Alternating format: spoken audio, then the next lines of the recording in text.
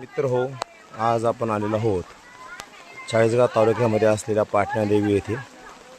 सुंदर अशा निसर्गामध्ये पाटणा देवीचं हे मंदिर वसलेलं आहे. गवताळा अभयारण्यामध्ये येते. सगळीकडे बघा हिरवगार आहे, पाऊसही चालू आहे. सगळीकडे हिरवगार आहे बघा, पूर्ण जंगल आहे. हे दुकानं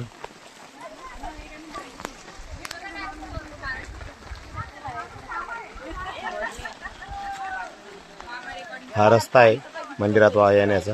हे आमचे घरचे सदस्य. इथे येताना 2 नद्या लागतात. त्याच्यातली दुसरी नदी पहिली अगोदर लागून गेली आणि का तिथे रील बनवला नव्हता. आता पुढे गेल्यावर बनवतो. तो गाइस अब हम आए हैं सगळं दिसतंय.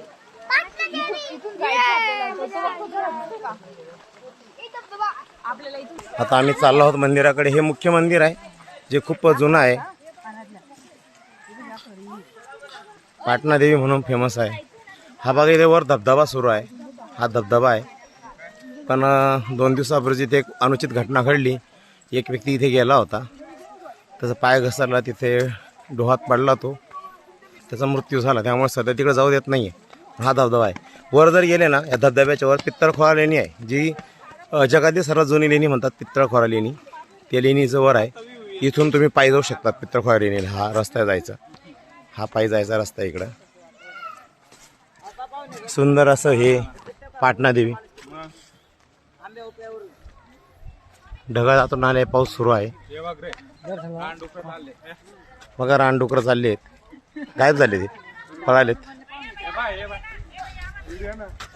गडी आहे जो आम्हाला त्रास देतोय बघा, डेंजर आहे तो, मागा लागतो. दर्शन करू दे आम्हाला. हे मंदिर आहे.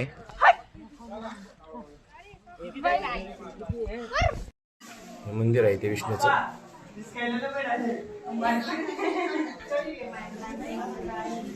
जुनी अशी ही प्रतिमा आहे. फार पुरातन काळापासून इथे पाटणा देवीचं वास्तव्य आहे. महादेवाची पिंड आहे समोर.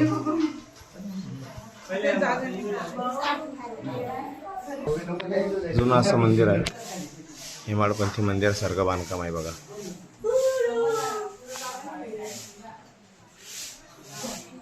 आणि ही जुनी वास्तुकलाच ह्या पाटणा देवीचं वैभव आहे. हे जे मंदिर आहे ते मग